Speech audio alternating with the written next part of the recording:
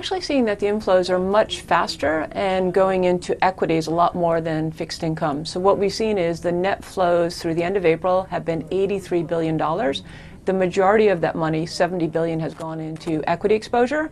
We've seen fixed income taking in a much smaller amount, about half of what we did last year. And commodities have seen significant outflows. So $17 billion has come out of commodity type exposure.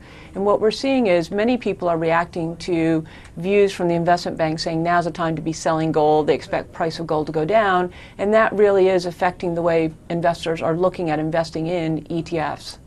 So in terms of the fixed income portion, would you say, at least in the ETF space, we are having the so-called great rotation? Because other people are saying, look, money is still going into bonds, but is it a slightly different story with exchange-traded products?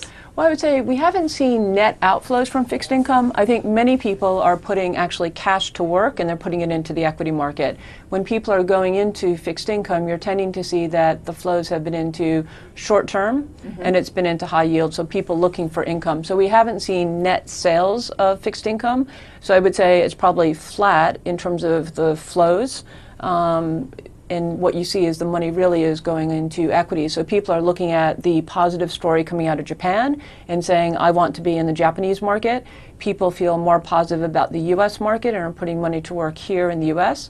People are also becoming interested in non-market cap benchmarks. So they're looking at benchmarks that might be equal weighted or might be fundamental, or they might be minimum volatility.